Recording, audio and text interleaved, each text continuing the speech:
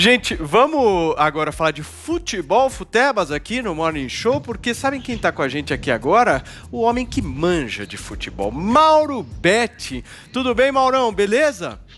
Tudo jóia, Paulo? Prazer estar aqui com vocês. É um ótimo estar, não propriamente do mesmo lado que vocês, que ainda estou do lado de cá, evidentemente por conta da pandemia, mas é um privilégio estar com vocês no Good Morning. Good Morning, Mauro Betti. Olha, importante, hein, Mauro, antes da gente começar a conversar aqui, hoje é aniversário da voz do futebol no rádio brasileiro, Nilson César, 5.9 Turbo. É isso mesmo, Mauro? Um abração pro Nilson, né?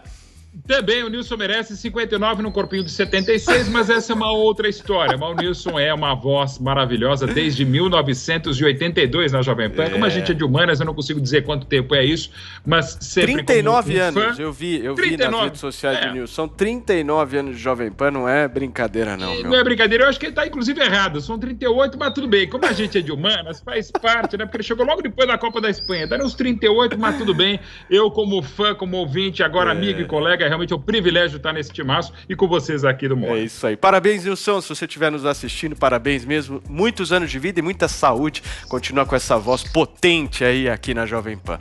Vamos começar então, Maurão, pelo começo? No final da noite de ontem, o Fortaleza divulgou a seguinte mensagem nas redes sociais: Rogério Ceni não é mais treinador do Fortaleza. Agradecemos o trabalho realizado e desejamos sucesso em seu próximo desafio.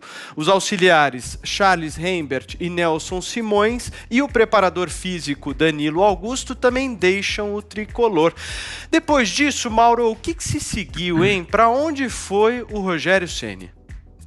Bom, vai para o Flamengo, né? Como era de se esperar, como queria o elenco do Flamengo, como queria a direção e gente da direção do Flamengo desde que saiu o Jorge Jesus há 3 meses. Mas aquelas coisas absurdas do futebol brasileiro, apenas 26 partidas com o Dome, 64% de aproveitamento, que é um bom aproveitamento, mas o time tomava 1,5 gols a cada jogo. Meio não é porque a bola entrou metade, não, porque é a média, e a gente volta a falar de matemática. Mas falando de futebol, não era bom o trabalho do Dome. Agora, Paulo, como é que você pode, um cara que veio do New York City, um catalão, que é bom treinador, trabalhou com talvez o maior treinador da história, que é o Guardiola, que teve 5 dias para trabalhar antes de estrear, e depois tem jogo sobre jogo, chegou a ter 17 jogadores a menos por conta de uma crise de Covid no elenco do Flamengo.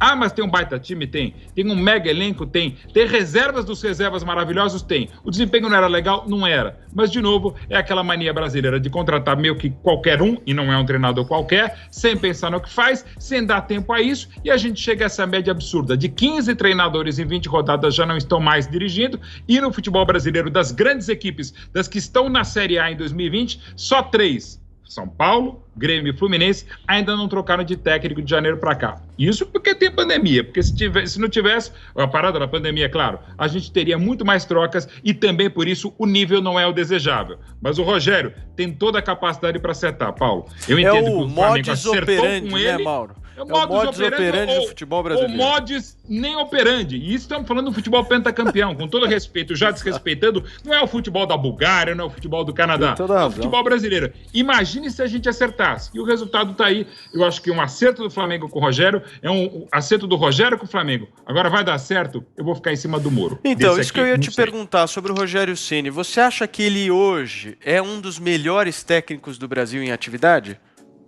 É sim, e até interessante, eu vou contar uma pequena historinha, porque em 96 ele ainda não havia se tornado o maior goleiro artilheiro da história do futebol mundial, como ele passaria a ser desde que ele marcou o primeiro gol em fevereiro de 97. E antes de fazer o primeiro dos quase 150 gols que marcaria de falta e de pênaltis, ele falou para amigos em comum: eu vou ser o maior artilheiro da história do futebol como goleiro. E foi.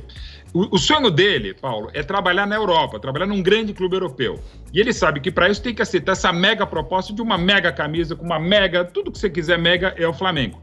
Então, ele faz parte do processo. Era o desejo dele agora estar aí para o Flamengo? Diríamos que, pelas circunstâncias, ele foi. É o desejo de, eventualmente, ele trabalhar logo na seleção brasileira? Não é o projeto de vida. Mas o próprio Filipão, quando assumiu o Brasil pela primeira vez em 2001, não queria. E virou treinador de 2 Copas e um técnico pentacampeão. Pela capacidade de trabalho, obstinação, ousadia, ambição e tudo que o Rogério já fez e pode vir a fazer, eu acho que é uma ótima para todo mundo. Agora, Mauro, uma curiosidade que eu tenho. Por que a trajetória que ele teve como técnico do São Paulo não foi tão boa quanto como técnico do Fortaleza? O que mudou de um clube para o outro, na sua opinião? Primeiro, a pressão monstra, ele é um mito, é o maior jogador da história, o maior mito da história do São Paulo, e há mitos que vêm para o bem, mas isso é uma outra questão. Ele é pressionado por isso. Ele pegou um elenco que foi depauperado durante o início do trabalho, era o primeiro trabalho dele, talvez não estivesse pronto, como também no Cruzeiro, o mês que ele passou não daria certo nem se fosse um treinador histórico como o Tele Santana, que foi quem o lançou no São Paulo lá em 93. Então tem aquelas coisas de, não só no campo de futebol, em outros campos de atuação, o cara certo na hora certa e com a pressão absurda, não deu certo. O São Paulo vive os piores anos de sua vida, também porque o Rogério deixou a meta tricolor em 2015, depois de 25 anos de serviço admirável prestado. E não é de uma hora para outra que vai dar certo. Pode até não dar certo no Flamengo. Se eu sou Flamengo, insisto, Paulo, eu faria o que fez. Se eu sou Rogério, eu também sairia do Fortaleza, que ele ia sair em fevereiro de 2021, ao final da temporada. Agora, como qualquer coisa na vida e no campo de futebol não é diferente, ainda mais com essa mania acelerada que temos de mandar embora todo mundo sem ter um mínimo de paciência, eu acho que é a melhor aposta a ser feita. Muito bem, tá aí Mauro Betting aqui no Morning Show. Maurão, obrigado, viu, pela sua participação aqui no Morning. Volte sempre. Sempre um prazer, Paulo. Um grande abraço a todos. Ótimo programa, como de costume. Valeu, Mauro. Um abraço.